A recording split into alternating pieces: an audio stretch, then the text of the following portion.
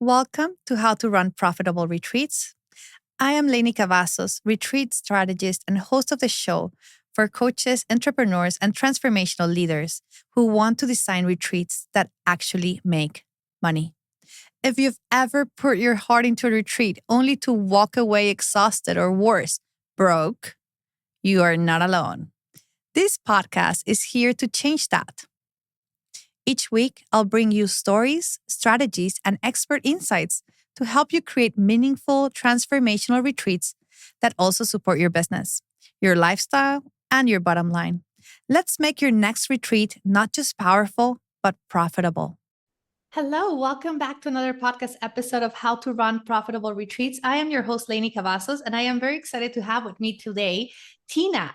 And Tina is a multiple international #1 best-selling author, global Bronze Book Award winner, and publisher with senior leadership experience in New Zealand, the US, and Europe.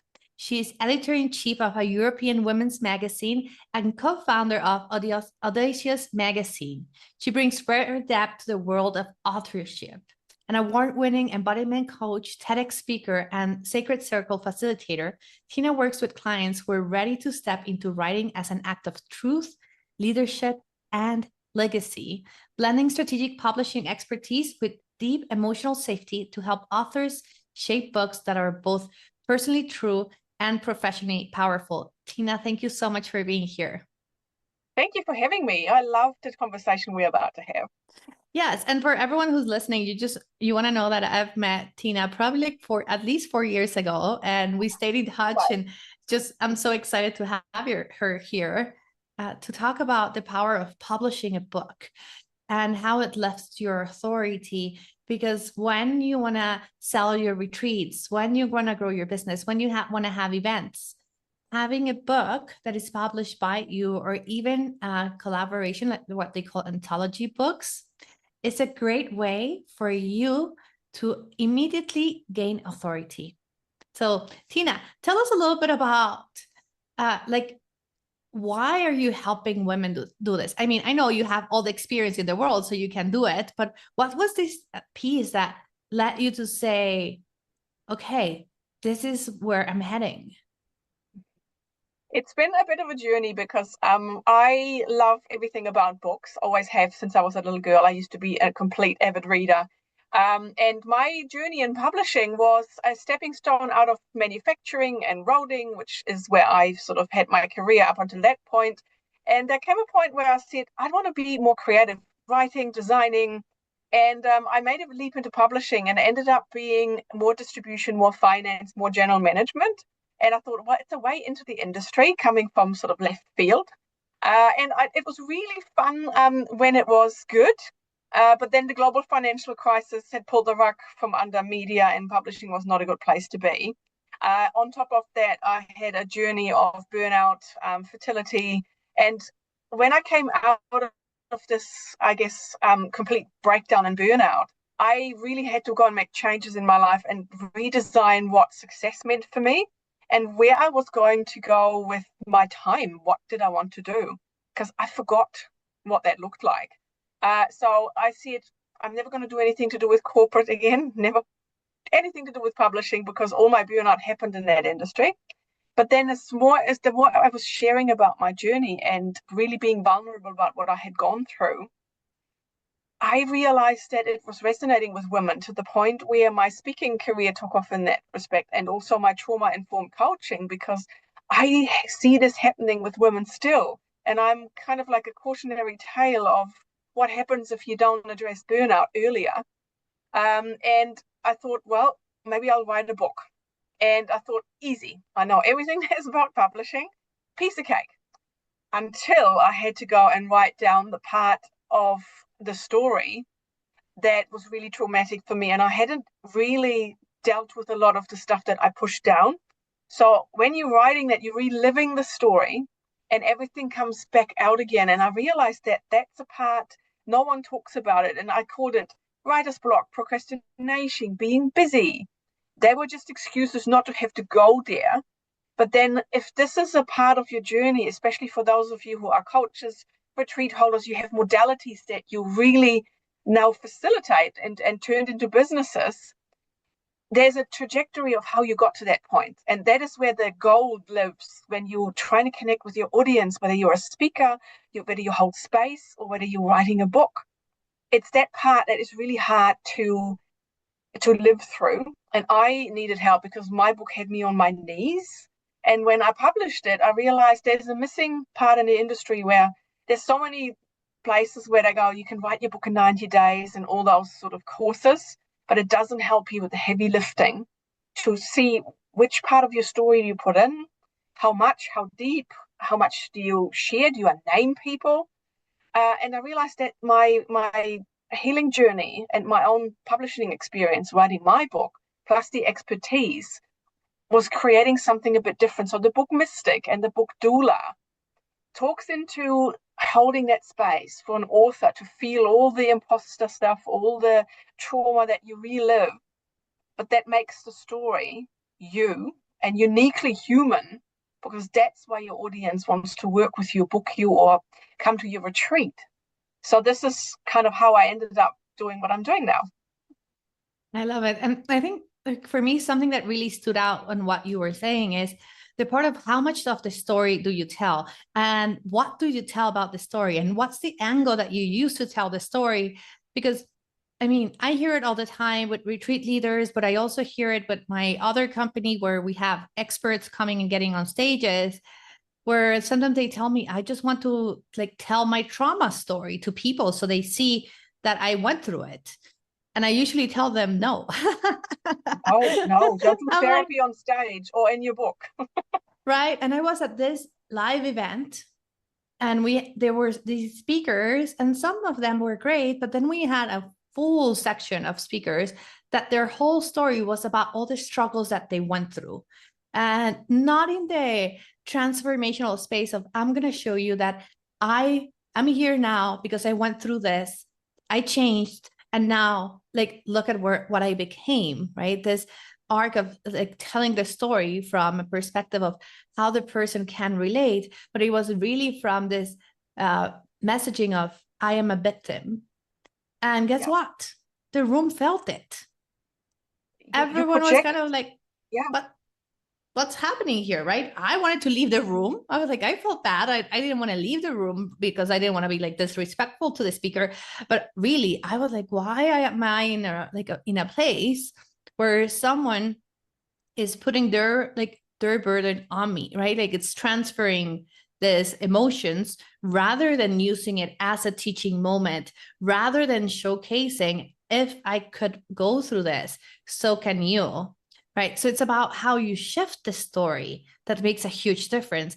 And 90% of people telling stories are telling this in this old way of pain point, pain point, pain point, pain point, and this is why I'm here today. It's a very potent point, and because in my speaking career, there's a very big responsibility on you as a speaker. And I've seen everyone can be a speaker, but a good speaker has a responsibility on the audience. And whether it's a TEDx or a keynote, you're going to go and have those teaching moments, like you said, take them out.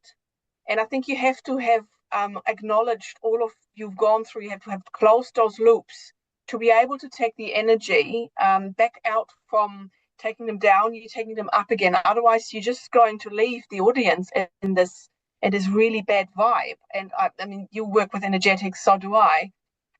It's not something that we want to use to make them feel bad, so they, I don't know, follow you or buy from you. That is not what we're here to do. We're literally becoming a role model. And look at yourself that way. Whether you're writing a book, it's a legacy piece. And a speech, people may forget about it, and obviously it does go sometimes on the internet in video form. But a book, there's something completely different. It's cathartic. There is an element of being very therapeutic, and I always work with authors one-on-one if there is a really big, deep story. Some don't want to do a group program because there's so much there, and I let them write because that is clearing. Not everything will make it in the book, and this is where you need an editor and someone with my expertise to go, okay, I hear you, but here's all the things that you've written them, they're out from your chest, and yes, you can burn your manuscript when this journey is over and clear it, but here's what we need to show so your reader can actually follow that red thread, and you're delivering through the hard times. You're then teaching them the lessons you've learned, and then you position yourself so the reader does have a takeaway. And it's a very fine line writing a memoir versus a book that actually positions you as a leader in your field. And this is where a lot of people go awry. You can do a lot of books and they feel easy to write, but is it valuable to your reader? And I know it's not an easy one to hear, but if you have that trusted person walking alongside you, you can save yourself a lot of time and investment later on, because you might create a book that is completely off to the sideline and it's not actually designed to help you with your business. And people don't put a book away. And you mentioned if you have a retreat or a speaking event, often books and whatever goes into the conference bags that people take away comes out of a different budget. So it's not only an additional income stream, and not when you put it on Amazon, but the actual physical book. It's value. And all the QR codes and all the flyers might end up in the bin or in a pile on a desk. A book, people put that on the coffee table, they put it in the shelf. Eventually, they're going to go and remember, oh, there was this woman that talked about X, Y, Z. And then they grab the book and they read it and they go, wow, I need to find this person. She's speaking to me. I can relate to this story. But look, here's the steps to get out of it. I need to find her and work with her. And that's a really well-crafted book versus something you've just written and published.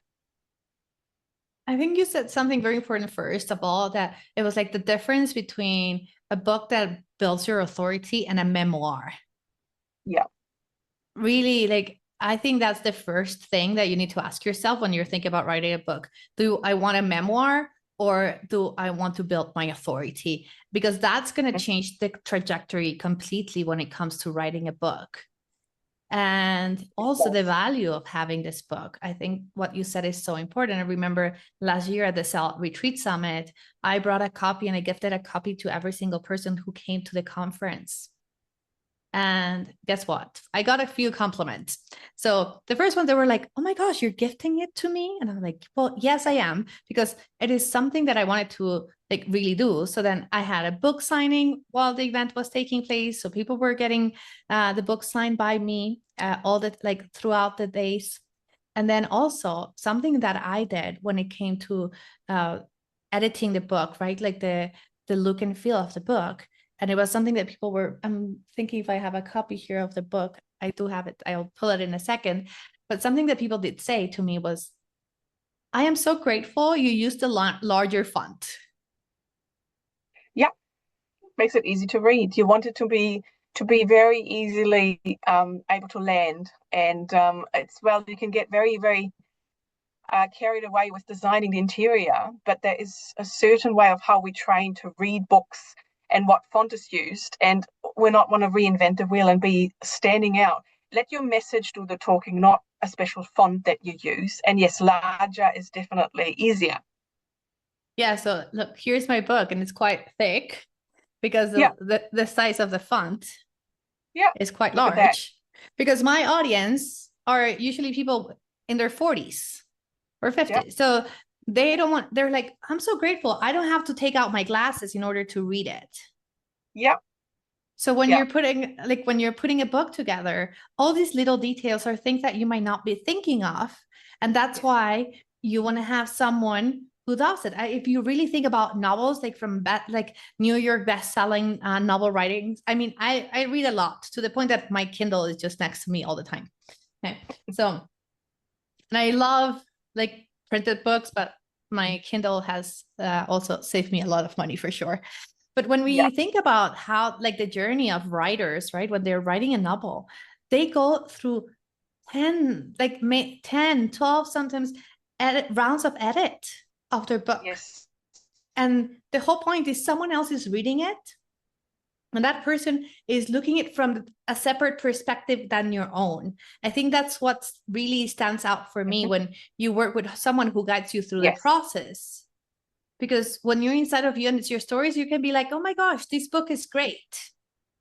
and then no one understands what it's all about. I mean, I had my manuscript for this book and I gave it to other people to read. And I said, do you understand what's happening inside of it? Does it make sense? Does it take you through a journey? And now I have the book on a store, and the store owner told me the other day, they're like, oh, this person came and grabbed it and just read a couple of pages and said, oh, I'm going to take it because this book is so engaging and interesting. I want to keep reading it. So they bought the book. And so many times I feel that when we tell our stories, we tend to start halfway in the story.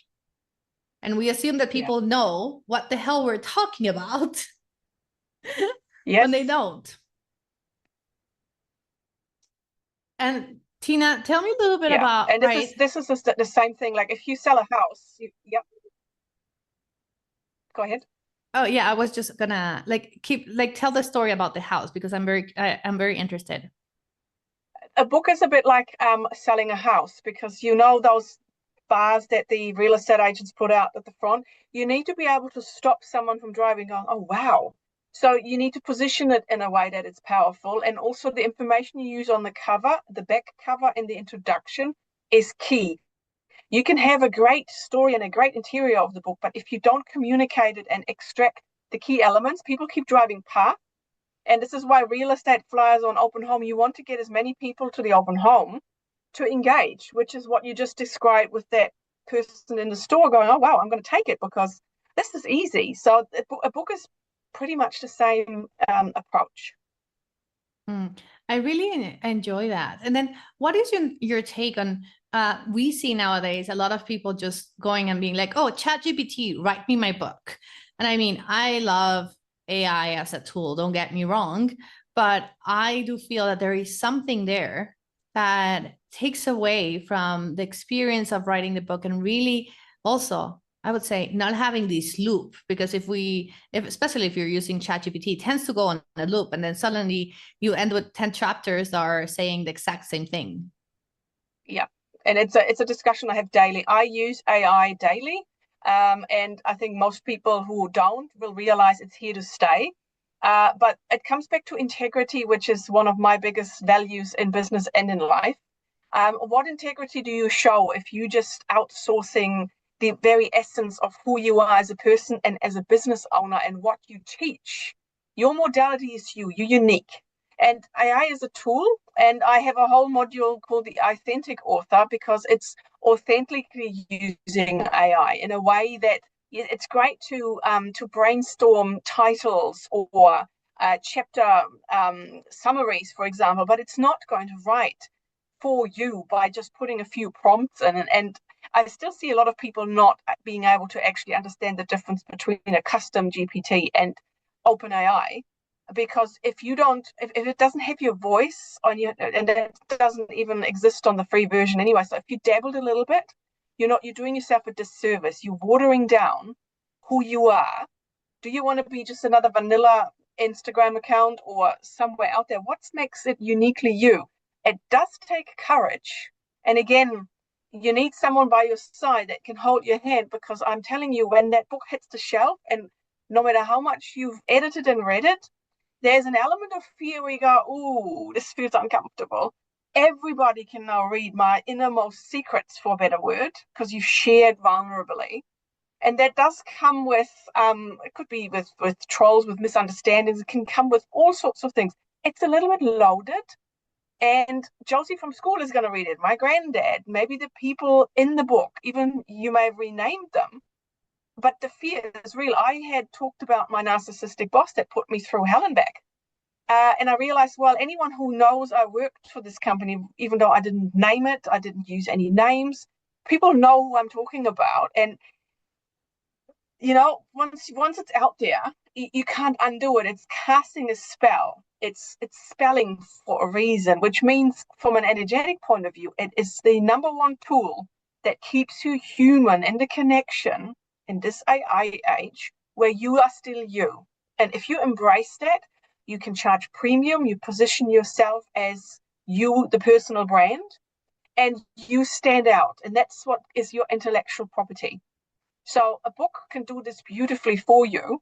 And I'm pretty sure when we get into this AI world with more robots, more bots, we crave someone real, not only to work with, but also to listen to on stage and to read material that doesn't come out of an AI tool, but that came from your lived experience with all the bumps and all the emotions, because that's what makes it real. And we are real. So I think it's an exciting time, but let's not fool ourselves that AI can write a book for you. I would strongly detest that. It will help, it's a tool, but it's not going to do the heavy lifting for you. Yeah, I mean, I wrote my book and I worked for months putting all the stories together. And it was not just the stories that ended up in the book. There were a lot more, right? And then from there, I had to choose which stories. Then I had to think about the framework and what I wanted to teach inside, and how I wanted to name each chapter and the name of the book, and every single piece of it. And it was a wonderful journey. But I would say that, like, if I knew you were doing this when I did it, I would have definitely hired you, because it would have made my life so much easier. Yeah, it's the opportunity cost that's lost if you try and do it yourself. And then self-publishing has never been easier. But I say that with a caveat, because if anyone is trying to upload files to the back end of Amazon and navigate that, and your tech's not your friend, or you don't know the publishing language around, that's where a lot of those people go, oh my God, this is all a bit hard, and they stall. So I do that as a 360 wraparound, because I don't want people. I want them to basically get the car, get the keys, they go, here you go, car is built, you're going to get to drive it. Everything else is done for you. And I think this is, including the personal touch, is what makes me different. And I love it. It's what I'm here to do. And nothing gets me more excited than knowing that, oh, this person is going to receive their first printed copy, proof copy from Amazon. And seeing the look on their face when they open that envelope is just the best feeling in the world for me.